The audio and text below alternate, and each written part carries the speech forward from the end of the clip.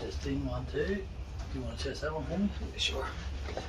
1, 2, testing. Yep, that's good. Cool. Whoops. We're cooking with gas. Good stuff. Alright. I'll just, we'll just get started. We'll just take it wherever it needs to go. Sounds good. Alright, 1 sec. Alright guys, welcome back to another week of This Week with Brett Olds. Today on the show, I've got a guest. He's been on a couple of times, Dennis O'Connor from Awakening and Health. Welcome to the show first and foremost, mate. How you doing? Yeah, very good, Brett. Nice to be back in the land of the living after my travelling and my adventures. That's it. Well, that's what I want to talk to you about today. But there's a bit of pressure because on the first time I had you on the show, we got a lot of emails into the studio complaining, about what you and I were talking about, and they were a bit controversial apparently. And then the second time I had you on the show, we had a lot of emails actually with compliments. And I haven't shown you all of them. I've got a couple I'll forward you today. One guy said it was the best hour of radio he's ever heard in his life. Ooh. And and I had some texts and iMessages coming. It was actually quite good. So now the pressure's on. What are we going to get today? Is it going to be a happy mix, sad mix? But the reason I got you on is, like you said, on my last show, I think it was 3 weeks ago we talked, you were heading off to Mexico to see some anarchists, some conspiracy theorists that have been labelled that way. I think the new term is cookers in America. They're saying Kelly Slater's a cooker now because he thinks for himself. But anyway, you went and saw some of these people, and we're back to talk about what you learned, who you spoke with. What was the go? Well, gee, that's a fairly big one. I think maybe that journey to Mexico was a little bit symbolic for me, because as people know, my background's in health. I used to teach doctors and nurses, and I've done intensive care, mental health, a good few different areas. Yep. And we get, I think, parented by society, and we kind of, especially if we've had formal training, we get set up to think that the powers that be are looking after us and they know what's in our best interests. And I think I've always had elements of being a little bit anti-authoritarian anyway, so I've always had that element of me where I do question things, and I like to look. I don't just accept what I'm told. But I think the last 3 years has really thrown any doubts or suspicion I've had out the window about what's in our best interests and what's not. And some of the policies that we've talked about in the last 2 shows or 3 shows, in fairly much detail, are some of these policies that came around in relation to COVID. The lockdowns, the masks, the stuff that we know is anti-science. And I started, I guess, looking outside the mainstream paradigms anyway before that. And one of the, I guess, a few people who guided my direction were these people that the mainstream media would label as anarchists, or I don't know, friggin' crazy people and whatnot. And I've got a kind of theory that if you want to decide or make up your mind on a position, you need to listen to both sides of an argument. 100%. So if you are friggin' listening to just one side of an argument through the media, which I think the majority of it is despicable at the moment, what they're trying to do to us, you have to look at the other side of discussions as well. And that's where I think the lid in relation to my thinking was blown wide open.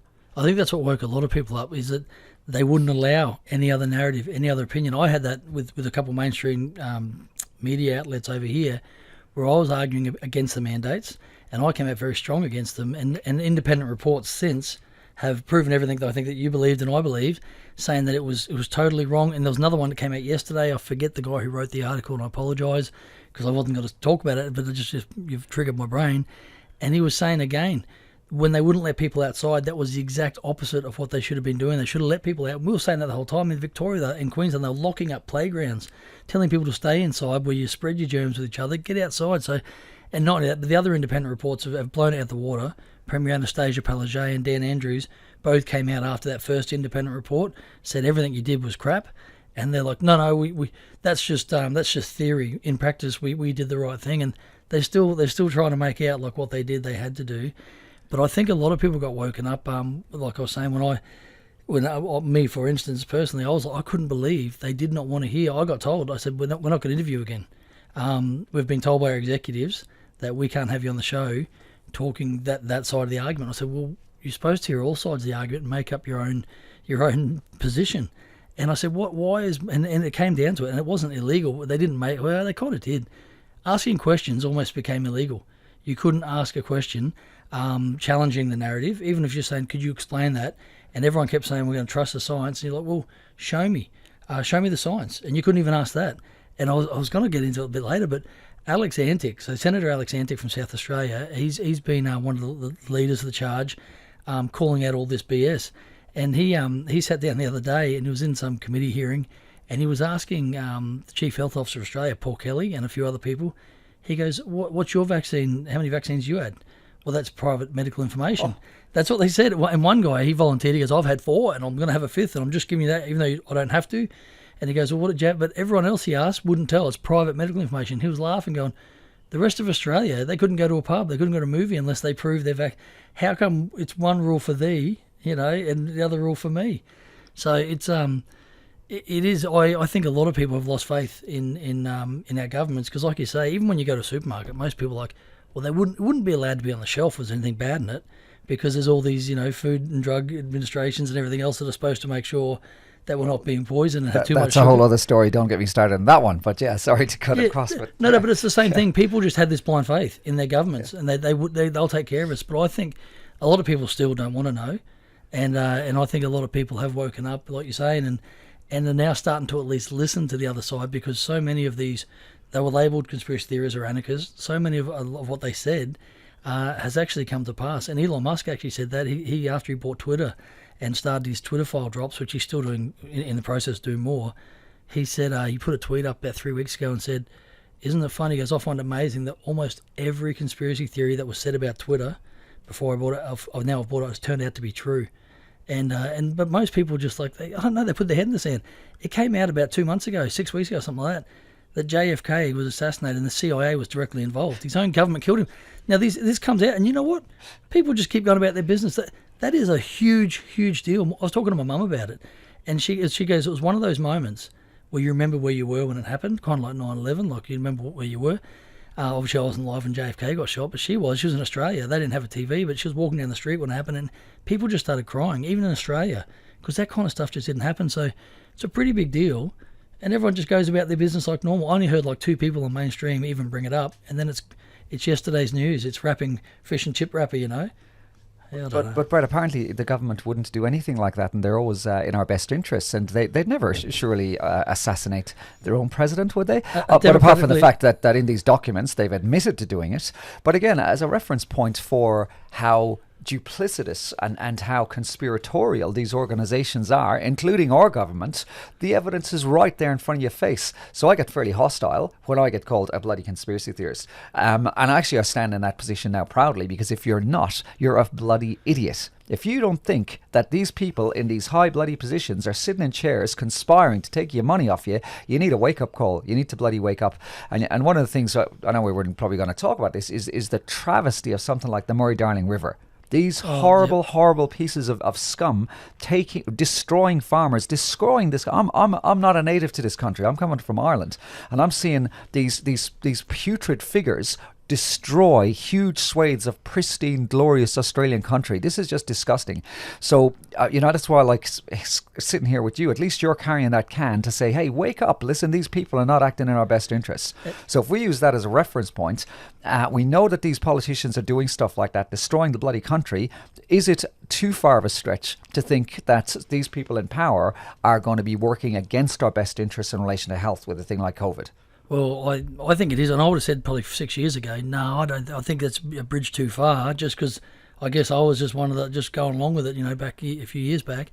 But looking at, I didn't even know much about the World Economic Forum until about 5 years ago, and the World Economic Forum, they dead set are planning. They've got their pandemic treaty that they're trying to sign up to now.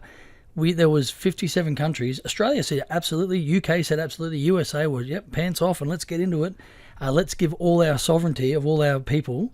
They're duly elected by us, to represent us, and we can hold them to account. They were going to sign our sovereignty over to the to the United Nations, the World Health Organization, and for this pandemic treaty bill, where if we ever have another pandemic, which they don't have to show the science on, they can just say, and I've talked about it on my show before, it could be a pandemic of obesity, could be a climate change pandemic, and any pandemic that they say is a pandemic, they get to control what measures you do in your countries. 57 countries spoke out and said no way, and Brazil said we'll leave if you do that. We'll drop out of the UN. It was all these African countries, and so now they're kind of going through it again. It'll come back up later this year, but I just read an article 2 days ago that the American administration, big Captain Joe Biden, he's about to sign up America independently to that same deal, giving away their sovereignty for any decision making during a pandemic, which they're still apparently in a pandemic. And I'm like, so no, 6 years ago, 7 years ago, I would have said, yeah, I know that, and most people still say this today. Yeah, governments are a bit dodgy. I don't trust politicians. And then when you ask them the question that you just asked me, do you think they're actively out there conspiring against your, what's better for you? Most would say, no, I don't think so. I say, absolutely, I know so. I've seen what's happened with the Defence Enhancement Bill here that got voted through in October 2020. I've seen what's happened, what they're trying to do with their pandemic treaty bill with the World Health Organization. I've seen what Klaus Schwab and his clown mates are trying to say, trying to get to this globalisation model government. I absolutely think our governments are working against us. And it just blows my mind that other people, as more and more information is brought to light, and there's been a lot over the last 6 months, and probably over the last year, really, it's like every day, every week, there's more and more coming out. And I think people are just over it. I just want to go to work, just want to go skiing on the weekend, take the kids to a footy game. And I don't blame them for doing that, but I'm like, wow, we better start paying attention, because it won't be very long. Your freedoms are all being taken away little bit by little bit. What kind of blows me away is, and I refer to this fellow a lot, and he was the nephew of Sigmund Freud, a fellow called Edward Bernays. He wrote a book called Propaganda, and this is think of it, about the 1920s. And this fellow's spelling out all the things that you've just mentioned. And this is why, on the one hand, I get kind of a little bit fired up and a bit irritated by the complacency, but on the other hand, that's part of the strategy. This guy has in his writings about how you keep populations in fear. You wear them down, you tire them out. And for the majority of people, they're already getting slammed with this bill, with that bill, with cops in every friggin' corner trying to pull them up with traffic fines, with bloody afraid they'll spend 10 minutes over their hour in a parking zone and get slapped with a $60 fine. We know that there's friggin' a limited number of families in Cairns responsible for all the crime. We know the police know where they are, but we are kept in these cages, we're too tired to look up. So I've got a bit of empathy for the fact that people don't want to look at it. They want to take their day off. They want to relax. They want to try and recover and recharge. But that's okay in one sense. But when you realise, and I think we're now at war. I really think we're at friggin' war. But if we are at war, we need our soldiers to be standing up. We need to be, I guess, cajoling people to look at stuff. I mean, who listening to this, bring in or email or whatever, if any one person actually jumps onto the World Economic Forum website, look at it. See what's in there. You can find Australia in there. You can find the plans for this stuff that Brett's talking about, and nobody looks at it. I've looked at it. It's a monstrosity, and world's leaders are following the whims of these people who are telling us they want to depopulate the world. Listen to what they say. Yuval Noah Harari is. They call him the prophet. He used to be Barack Obama's consultant, and now he's a little henchman for Klaus Schwab for the World Economic Forum. He sits there and tells you humans are hackable creatures now. People don't have a soul. And I'm like, and I believe we've been at war for years. We're just now realising that we're in this war. It's almost like the Egyptians back, the Israelites back in Egypt, years and years in the Old Testament days, when they went to Egypt, and then there was all these famines and stuff. They got taxed into slavery. That's how the Egyptians controlled them, through the money. Well, what's the tax system doing right now in this first world in 2023 to everyone? We are taxed into slavery where we feel like we're free. But you stop working for 1 week. Most people don't have more than 1 or 2 weeks, if that. If they're out of work for 2 weeks, they can't pay their mortgage or they can't pay their rent. How many people, let's say under the age of 40, own their house outright? And compare that to, let's say, 50, 80 years ago. When you were about 35 to 40, about 50 to 80 years ago, you could own you'd own on one wage your house outright. Now you got 2 people working, you got massive mortgages, you got bills from everywhere, and people are struggling. And you can't tell me that the people printing the bloody money are trying to save the economy right now. So we got all sorts of crises on the back of COVID, and guess what the central banks are doing? Oh, they're raising interest rates? Is that going to make things easier or harder? It's going to make them harder. And here's the thing that most people don't know, and I shout about this from the friggin' rafters, is the central banks are privately owned. People get the idea that because they have the Australian Federal Reserve or the American Federal Reserve, that these banks are part of the government, but they're not. They're businesses. They lend money to the Australian government at low rates, then they pull it all back. And the interest rate rises are a mechanism for these insidious corporations to take our assets back off us. When they give us all these great loans and prices, we all get our mortgage, then we can't pay it. Guess who's getting the houses back? These companies getting the houses back. So it's about time. People need to friggin' wake up. Well, but the thing is, like, I keep getting amazed, and I'm talking here, this is this week with Brett Olds, of course, and I'm talking with Dennis O'Connor from Awakening and Health, and we start off, we're talking about a few health things, and now we're getting into the banks and everything. But it's true that the central banks are privately owned, and you got the people like the RBA, the director of that came out a year and a half ago and said we're not going to have any rate rises until 2024. If he was calling the shots, there wouldn't be any. There was the rate we've had. How many rate rises? We've had 7, I think, in a row now, rate rises, and everyone else saying, well, it used to be worse back in the day when my parents were paying off mortgage, rates were high. It was like credit card interest, 18, 19%. But inflation wasn't up like it is now. Everything, fuel, produce, everything's gone up. But again, this whole narrative of, it used to be higher and it could, what the hell? This is our freedom. This is our life. This is our passion. This is our lifeblood being sucked from us. And people I could say, the dark ages. Well, people were running around axes. It could have been worse. At least we can walk now we can't even completely walk the street sometimes. But that's just such a ridiculous opinion to make on the fact that we're doing it tough. But it could have been tougher. Well, we could be in World War II. Does that mean to say that we should accept what's happening now? Or should we just stand up and do something about it? Wake the hell up, everybody. Come on. Well, and Klaus Schwab, our old mate from World Economic Forum, he, again, trust people with what they say. When words come out of their mouth, 9 times out of 10, they mean them. And they're telling you, you will own nothing by 2030. But don't worry, you'll be happy. As soon as I see them own nothing and be happy, then maybe I'll start believing them. But and that's why I guess our frustration coming back to the average person. And we've never said to people, just I'll believe everything we say. We always say, do your own research, ask your own questions, listen to what we're saying, and listen to what the other side's saying and everyone else. But then and the people are like, I don't have the time to do it. Well, if you don't, I can tell you, I was listening to Jordan Peterson the other day, and I forget who he was talking to, but he was talking about a book that he read, and he suggests everyone reads it, but be very careful because it will change your life. You'll be a different person after you read it. It's called Ordinary Men, and it's like last time we had you on the show 3 weeks ago, we had my mate Brett Seavey was here, and he calls it participating in the lie. So, but this book, Ordinary Men, I haven't read it yet. I'm going to go buy it today because I'm keen as mustard to read it. It's about these German police officers back in between World War I and World War II, totally normal people. Just regular police officers doing their job. They got sent over to Poland, I guess, once the war started and everything else, and it documents these people's lives as they went from being totally normal, just to participate in the lie, I'm just doing it for my job, this and that, till it goes right through with taking naked pregnant ladies out into the forest and shooting them in the back of the head. Which, if someone did that, would say that's a psychopath. That's give them the chair. But these are totally ordinary people, and how they got radicalised over a reasonably short period of time, really. And I think it's because they didn't push back. Because he started off talking about this book because he was saying he will never support, because in Canada they were bringing in laws against free speech. And he goes, I'll never support it, and I'll always speak out because that's one of the fundamental, most important things you should have, which got taken away from us too. We got censored, not just on big tech and everything else, throughout the COVID stuff. If you said anything against the narrative or asked questions, you were censored and shut down. Free speech is one of the most. It's fundamental to a free country, and you take that away. And Jordan Peterson articulates it a lot better than I can. Have you heard of the Milgram experiment? No, I haven't. Okay, so it conducted, I believe, in around the 1970s, maybe a little bit earlier. I can't quite remember. Where essentially they had volunteers come in, and the experiment was set up that there was a separate room where an actor was put in a chair. The volunteers couldn't see the actor, and they were led to believe that this actor,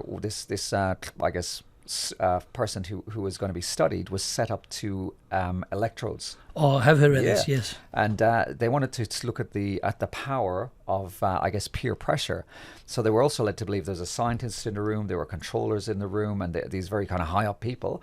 So the subject was given questions. If the subject got the questions wrong, the volunteer was asked to electrocute them. And the more questions they got wrong, they would up the amplitude of the shocks that this subject was getting. And they basically found out that about 80% would keep pressing this electrocution button until the subject was unconscious. 80% based on peer review. And these people being studied were saying, listen, I don't want to do this anymore. I don't want to. This guy is suffering. We need to go in and we need to look at what's happening. And then the leader of the team was, no, this is the experiment. You will press this button. This is part of the test. Oh, okay then. So these people capitulated against their better judgment and better will. And the point of that, and it goes again back to this fellow I mentioned before, Bernays, these people for well over 100 years, if not a lot longer, know about psychology. They know how they work, how we work. They play the game with us. These guys are leading us around by the nose, and until we start knowing about things like this in our past and our history, we stay under the spell. This is why I really am passionate about the things, this kind of show that we're doing. It's an opportunity for me to try and break that spell for some people. And, maybe we've got people just wavering on the line a little bit. Maybe they will take the bull by the horns and look at some of the things that we're talking That's about. What we're asking, and that might take them into scratch the surface. Absolutely being part of a solution for this stuff, and not blindly following what these people are trying to do with us, which is enslave us, and I think probably trying to wipe us off the planet. Well, that's what Bill Gates was saying a few years ago. He wants to depopulate the planet. People say, "Oh, no, he didn't mean it when he said it." I'm like, take these people at their word. Yeah. If they're saying it, they're thinking it, and and that's all you've got to go on. And then look at their actions.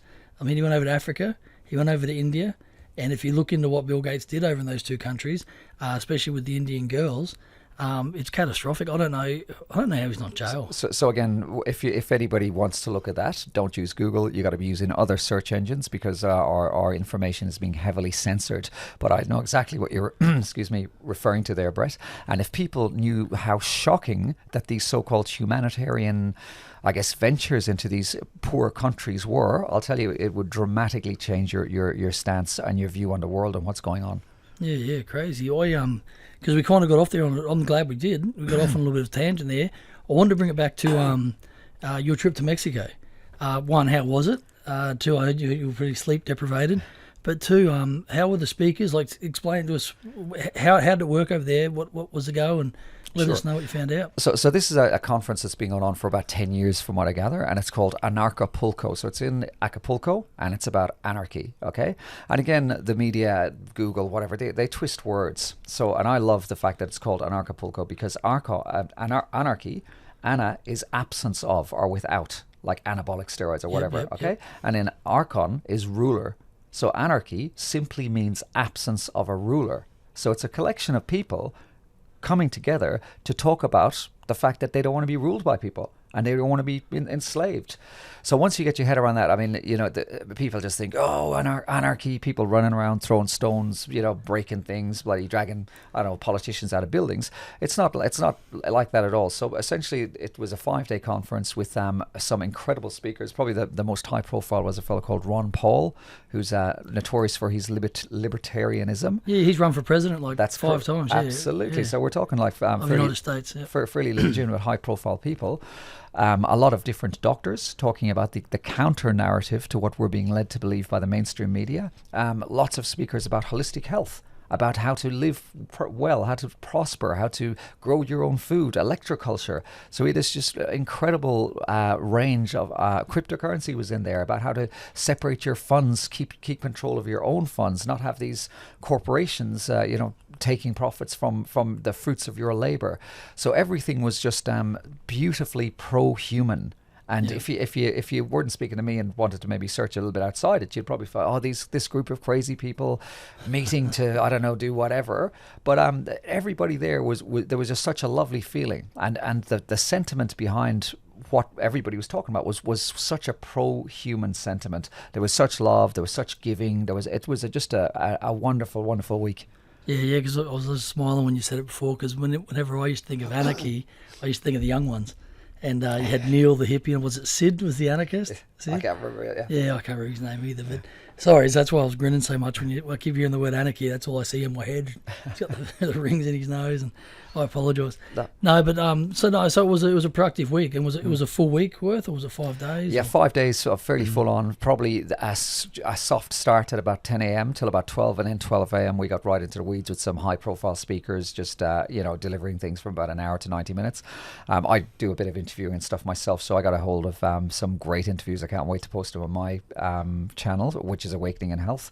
So I've again, back to what we were talking about before, about censorship and whatnot. I've got a YouTube channel, Awakening in Health. Half my videos have been deleted. I was about to ask, how many have you shut down? And I remember once when I was doing a live, I saw the viewer count go up, and then the viewer count come back down again. So in other words, like, if let's say you got 1,000 views, if you get 1,000 views and somebody else watches it, it has to be 1,001. It can't be 99, 98, 97. And I actually saw that happen in front of my face. Golly, yeah, the censorship's ridiculous. And we've seen it start to come out with Twitter. I believe YouTube Google owns YouTube as well. That's right. I believe there's some stuff that's going to start coming out there as well. It's just madness. Was there any I guess because everyone's always looking for hope. Was there any messages of hope in that week you had over there, like for the coming year? We're almost into through the first quarter of the year. We're only about 5 weeks away. We're into the second quarter. Yeah, lots of I guess different areas. So when you're looking at and we've had these chats before, when you're looking at people who have more of a holistic approach to health, the idea that we can take control of our health and we don't need to listen to doctors in order to have our health destiny sorted out for us. And I've said this to you before, and this is the stuff I teach about as well. There's 3 causes of illness. Okay, the 3 causes are micronutrient deficiency, toxicity, and stress. That's it. Our bodies do not break down. This narrative that, we wear out, no, it's not true. The reason you wear out is because you're not supporting your body adequately. So when we have these powerful speakers talk about solutions to keep on track, to keep fit, to keep healthy, it is very empowering. Then when you realize that we don't have to, I guess, adhere to these rubbish regulations and rules that we know don't work. And we've had this talk before about the masks. Yep. Masks don't protect your friggin' eyes. Okay, that's right, yeah. Viruses come through your eyes. So when we have these politicians, or so-called authority figures, telling us rubbish, we actually can do something about it. We can unite. We can stand up. I might give a plug to the Common Law meeting, which is in Mananda.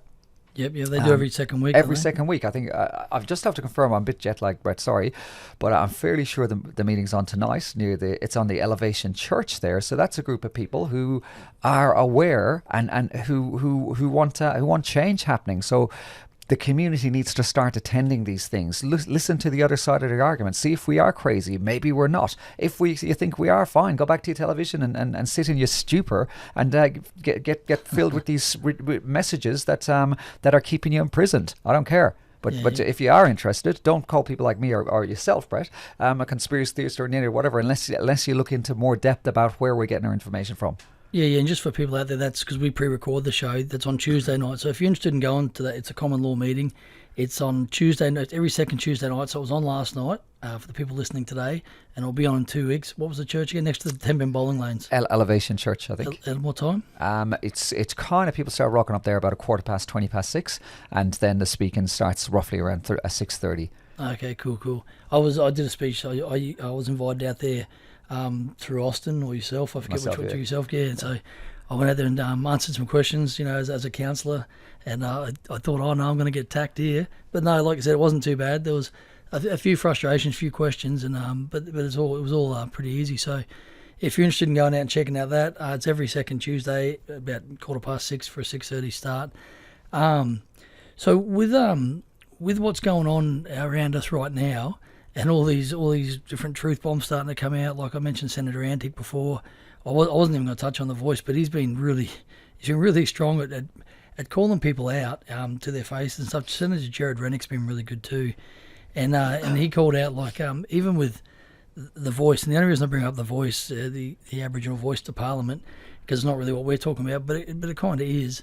They put out all these distractions, right? This is what gets most of the media right now. They can't even define. He asked, what are you going to define? Because I think there's 251 or 261 different, but could be sovereign nations in Australia. And within those sovereign nations, for Aboriginal people, you've got, heaps and heaps and heaps, hundreds and hundreds of different dialects and everything else. So, but they're only going to allow 30 people, apparently, on The Voice to Parliament. If it gets up, of course, we've got to have the referendum. But then Senator Antic asked the question of a minister. The Attorney General and the Minister said, he asked him, how do you define Aboriginal? Like an Aboriginal, could this be politicised?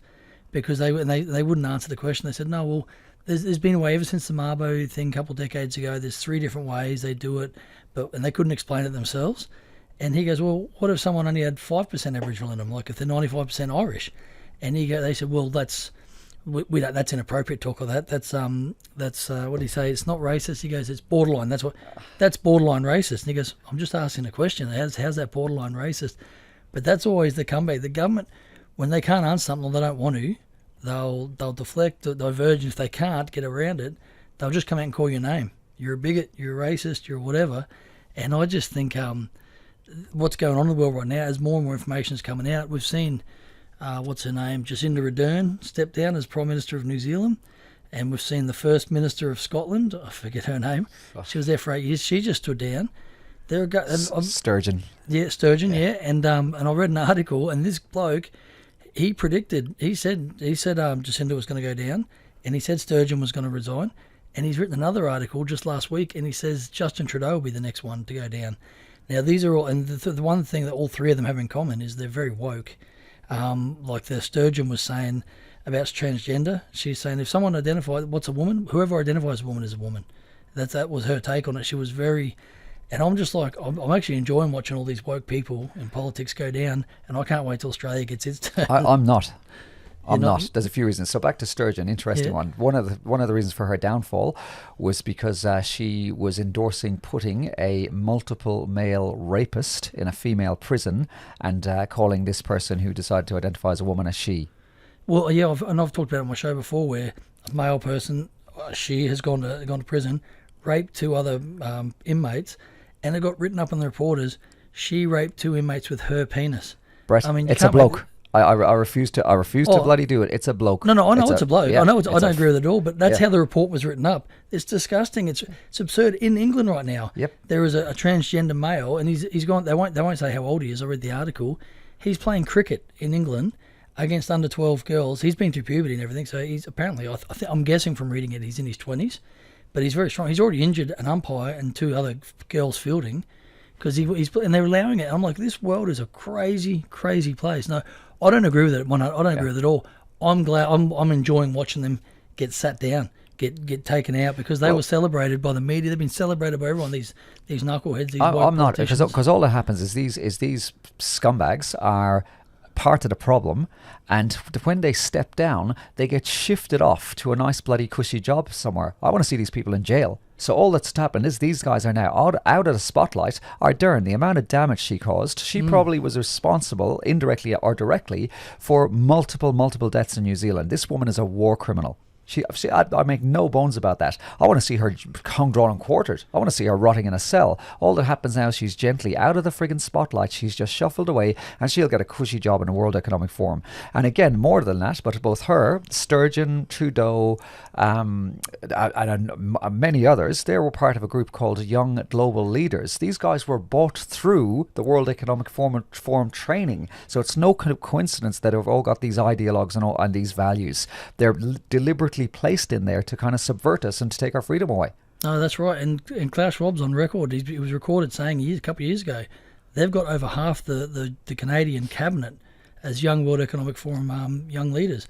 He goes, we get in there, and he used the word, we infiltrate them. That's right. So we can control it. No, I agree with you 100%.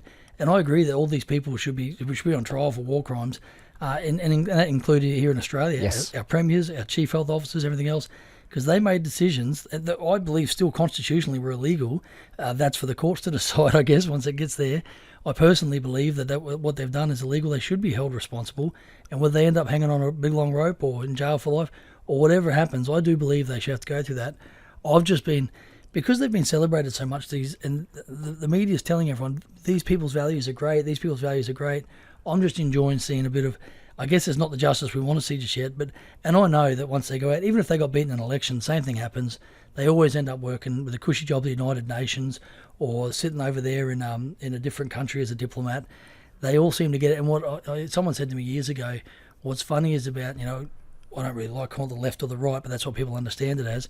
And it happens to both sides of politics. The people in the right, the ministers, once they resign, they end up, we talked about this before, they end up working, like the defence minister, he's working for a defence contractor now, making bucket loads. Pharmaceutical directors and attorney general stuff end up working at big pharma companies. These guys and girls were setting the policy for these industries. And what someone said to me years ago was, I find it funny that like the Labor Party always, they sit there and they spend their whole political career fighting for social issues, but as soon as they get out of politics, they go work in the private sector for massive amounts of money. And Anna Bly's one I can think of, she runs the banks now. So It's on both sides of politics. I don't think there are two sides. I think there's only one side. There's a corporation, and it's disgusting. But again, most people just like, oh yeah, they're gone. They're out of the spotlight, so they forget about them. So I get what you're saying. You don't like they're out of the spotlight, because sometimes it's better to push the bad guys into the spotlight and let them make mistakes. But I don't know. I just sit there when I hear about them stepping down or going. It's for family reasons. It's for pressure. It's not. They wouldn't be going because they love control. They've done their job. They've done their job, and this is a deliberate strategy. It's been happening for decades. You get somebody who's put in a position to maneuver society into a certain direction. They take the flak, then they shift them outwards. Then you get the new hero, the new savior that's meant to come in and save things. There might even be a shift between the left or the right, or the Democrats or the Republicans. If anybody thinks that there's an opposition, you again need to get out of the stupor. You need to wake up. It's the same party. One party goes about their business a little bit slower or in a slightly different way to the other, but essentially the direction, the end point, it's always the same. And that's why I really resist this whole left or right kind of paradigm, these little labels. Oh, if you're a fascist, you're a bigot. No, we're human. We're human. We don't have to align to this bipolar identity. If you're this, you can't be this. It's rubbish. We can be whatever we want. We can still, I guess, be frustrated. We can still have our opinions, but we can still be pro-human. We can still have that capacity to want to help humanity and to further each other and to further our goals. We don't have to align ourselves with this left or this right kind of thinking. And that's, again, we're looping around a little bit, but the ethos of this Anarchapulco is very much not aligning, seeing past the deception. The binary choice of the two political parties. It's the two heads of the same horrible monster. And people like me, and I think yourself to a certain extent, are standing up and we're saying, listen, we don't want either of those two here. We want to have our own ability to predetermine our own future for the good of ourselves and those around us and our friends. People, I think, intrinsically are good. They are moral. They are just. I don't need to have some moron in a seat above me telling me that a woman has a penis. I know right and wrong. I know. I don't need my words twisted or formed. I don't need people telling me I'm racist, I'm big, whatever. I've got a good moral compass. I don't need somebody else to do that for me. No, that's correct. And anyone just tuning in, you listen to This Week with Brett Olds. I'm Brett Olds, of course. And I'm speaking with Dennis O'Connor from Awakening in Health. He's just taken a trip over to Mexico for the Anarchapulco, which is anarchy and Acapulco combined. But yeah, it's been a very interesting conversation. We've been going beating all around the bushes about a few things, and I want to continue with talking about just corruption in general, I guess. Just this week, Jeffrey Epstein, right? Now he apparently killed himself, and he was on suicide watch, and the cameras just happened to go off when he suicided. But he was the most famous, I guess, pedophile in the world. Ghislaine Maxwell, who was his girlfriend or confidant or work or whatever. Handler, yeah. So she's gone through a big trial and she's in prison for life over in America, and her little black book never got released. So I'm like, okay, so he's a bad pedophile, she's a bad accomplice pedophile too, human trafficking, but they were human trafficking no one to nobodies. I mean, like, where's the other names? Where's the investigations that keep continuing? But then just this last 5 days, it's come out. They reckon the Virgin Islands, where the Lethal Express used to go to Jeffrey Epstein's island. He owned an island down there. The Virgin Islands are suing J.P. Morgan now for human trafficking and for allowing Jeffrey Epstein, because that's where he did most of his banking. And the former CEO there, or one of the high ups, I forget his name and I apologise, he then became the CEO of Barclays Bank as well. He's under pressure too, because he was like best mates with Epstein. And they reckon that the banks intentionally turned a blind eye to human trafficking, including letting Jeffrey Epstein withdraw $600,000 for a girl, a 14-year-old that he bought. So I think there's more and more to come out, but this corruption isn't just, it's not at the political level, and then they have released a whole bunch of names, and I've got to be careful, because I think there's been rumours I've been reading that anyone that mentions the names is going to get sued and everything. I don't really feel like getting sued, but you can go online and find them yourself. They're very you'll recognise the names of the people that flew on that Lolita Express, and they weren't going out to that island just to, I don't know, do business deals, have a sandwich, a little picnic and a sandwich. It's not a good look for anyone that's been out there, and there's been a lot of celebrities, politicians, Supreme Court judges on those flight logs, and I think there's a whole lot about to erupt from the. Do you know much about the Jeffrey Epstein saga? Yeah, it's quite incredible. And again, once you start looking, there's these rabbit holes that you can go down endlessly. And I remember when I would have been, I don't know, 14, 15, something like this. There was a fellow called Robert Maxwell who jumped off a boat in England, and he happened to own one of the biggest tabloid newspapers at the time. And I think it was the Daily Star. I can't quite remember. So notice any similarity there, Robert Maxwell? Yeah. Okay, so it's his daughter was Ghislaine Maxwell. Was he Mossad? Because I've heard rumors. That's exactly where I'm going with that. Okay, That's exactly right. This guy looks like he was a double, triple agent who had all sorts of connections to Russia, to England, to Israel, you name it. So nobody knows exactly what to make of him.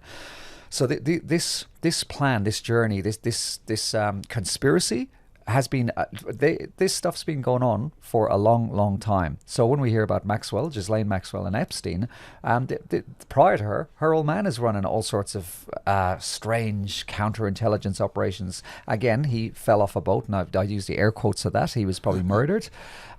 He actually, I think the boat he fell off was called the Ghislaine, actually, named after his daughter.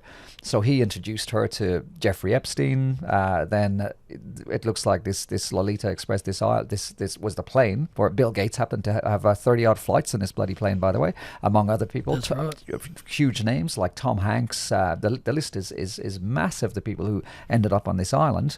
Looks like there was absolutely cameras everywhere. It was a sting to get leverage on absolutely anybody and everybody.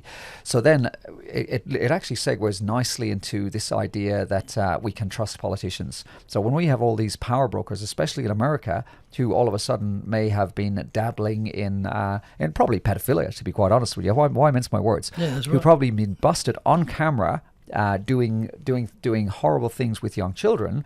How hard would it be to change the direction of a whole government if you've got the highest people in power under your thumb because they don't want these videos coming out? And again, like you nailed it. If a woman goes to jail guilty of crimes against children and whatnot, with no victims and no perpetrators, how does that work? It's the strangest thing. People need to be asking questions. You know, the fact that America is under such a I don't know, a baton and an umbrella of I guess suppression. The people there, they should be jumping up and down about stuff like this. Well, I think I believe that he was under investigation, and he is in 2013, and he got found guilty of pedophilia, underage sex, Yes. and all that. So it's been like, what's been 10 years? It's been a decade now. Yeah, he by the way, that was another interesting little thing, but he got a heavy sentence of, I don't know, 5-6 years in an open kind of prison, essentially, where he could come and go as he pleased and do whatever he wanted, have food, have guests, have friends. But yeah, of course, he was heavily convicted, and the whole book thrown at him. Not, I'm being very facetious there when I say that, but look into that little so-called period of time he served. It was a farce, an absolute joke. Yeah, it is a joke, and that's what. But if we talked about this 10 years ago, people, or even 8 years ago, 3 years ago, people would be like, "Oh, whatever, it's conspiracy theories." It's like, no. Well, now he was convicted, murdered, and apparently suicided. Yeah. She's been convicted and found guilty, and it was a worldwide story. So this is a real story. But you're right. They reckon the cameras, and that's why I reckon this. It's taken 10 years to even get this much of the story out. I hope it doesn't take another 10 for the truth to come out. I actually have a feeling it's about the dam's about to burst, because one of the victims, there's been 3 women that were named. Of course, there was Virginia Goff, who's the Australian that finger pointed Prince Andrew. Yep. That said he did this, that, and the other. But there's 2 other girls, and one of the other ones said, "I've got videos, and you will recognise the faces and what they're doing with children." And so what she's saying is she's got it. Other people apparently have suggested the same thing. So I think these videos are about to come out, and people are going to be disgusted when some of these people they look up to, not just politicians, but actors, musicians, and they're all on camera doing stuff. Now, people might say, "Oh, it's a conspiracy." I don't usually like talking about things unless I've got the receipts. But she has said that. She has the receipts. She has the videos. So, and I'm not hearing you say that there are videos available. I'm hearing you say that this person has said their videos. That's and, right. and again, that people conflate that. There was an example in UK Parliament just recently where this politician came out and said all the stuff that happened with COVID, he was talking to a doctor, and this doctor said this is as big as the Holocaust. and essentially he lost his whip position in Parliament because of him making anti-Semitic comments. So how does it go that this fella can quote a doctor, and he's the one that's accused of anti-Semitism and gets kicked out of Parliament? And this is just, as you said, it's back to that ad hominem attack, back to people picking nuances or little areas to throw at you to try and get you cancelled. And I kind of don't really give a stuff about that stuff now. I'll just say what I need to say and when I need to say it. And if people have a problem with it, take your problem. I don't really mind. If you want to question my depth of knowledge, do that, and I'm happy to chat to you. That's the thing, isn't it? We were talking about that last week with my mates, being unoffendable, because offence is taken, not given. Yes. And it's like being offended, it doesn't mean anything. It just means it's like if you have a sore leg, I can't do anything about your sore leg. If you chose to be offended by something that someone else has said or myself, that's on you, Yeah. But no, in this day and age, that's a criminal act apparently. Yeah. But I did want to, because we're running out of a bit of time. I got my wife's uncle. He's a minister. I'm a Christian too. Yeah. I don't have a church that I go to at the moment. A lot of the churches I've found all around the world are very legalistic and bring in their own laws and stuff. So I've kind of been just doing my own thing, reading the Bible and have my own beliefs and have my own faith. But and I'll bring it up because of your medical background as well. I've read articles years ago where doctors, even if they're atheists, they don't mind if a religious person or if it's a Buddhist person or whatever, they don't mind if their spiritual leader comes in and prays over people, because he goes, it's amazing the results that come from it. I guess it's the positive attitude or just the belief. It actually can help with healing sometimes, even if they don't believe it's a divine thing. Have you heard of that? Absolutely. There's a lot of science done it. I actually did talk about it fairly recently. And even if the person is not religious and they have a group praying for them, their outcome is better. So it's not just a belief thing. There is an extra sensory weird, I don't know, there's other things go on it, but there's a load of experiments, and absolutely the power of prayer is genuine. It actually works, and it doesn't matter what denomination you are. It doesn't matter even if one denomination prays for somebody outside of that denomination, that there's a certain thing that happens to consciousness when you direct that towards people's illness and wellness. Yeah. Well, the reason I bring it up is because I don't know if you've heard about this, but in Asbury University, which I believe is in Kentucky, and apparently it's starting in Mexico too. It's been for, I think it's been 10 or 11 days in a row. I'll read it out to you, so I'm not just pulling it out. So my wife's uncle, he said, yesterday I wept while watching Daniel Colander, who's a spiritual son of Reinhard Bonk, comment while attending the Asbury revival on what he was seeing and perceiving of the moving of the Holy Spirit in the chapel of Asbury University since the 8th of February. There you go. It's been going on since the 8th of February. There's no recognised preacher or evangelist. There's no prophet or apostle, nor recognised Christian singers. But Daniel Colander said his presence is there, and many university students are arriving to seek God and repent of their sin. It's not only happening in Asbury, but many servants of the Lord are testifying that in this season there is a fresh breath of the Holy Spirit flowing to the nations. And we're talking about, with this whole last 40 odd minutes, what's going on in the world, some problems, and there are a lot of people that are losing hope. And the reason I bring that up there is because and link it back to, there's something about prayer that it helps heal people if they're sick and that. It gives people hope. In America, and it's starting to spread across other countries, there's this revival going on. These people just turned up in this church. It wasn't for a sermon or anything. They haven't left since the 8th of February. What's the date today? It's the 21st. Well, it'll be the 22nd when people hear this. And it's still going. They're just in there singing praises and worshipping and stuff. And I guess people are just looking. They don't know what the answers are. And in America, at least in Asbury College University, they've gone out, and I just think it's amazing. They're all singing and worshiping and praying together, because I guess they're like, and I've been saying a lot of people at different speeches. I said it at the Common Law meeting a few weeks ago. People want answers. Like, what can we do?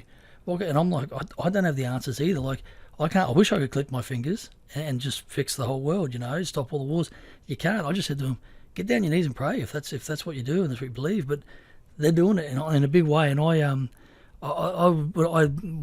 saw what my uncle wrote, and I went and researched it. It literally is happening. It has been on a bunch of mainstream media in America. I think it's amazing. University students are just like, what are we going to do? Let's just go sing and praise and worship.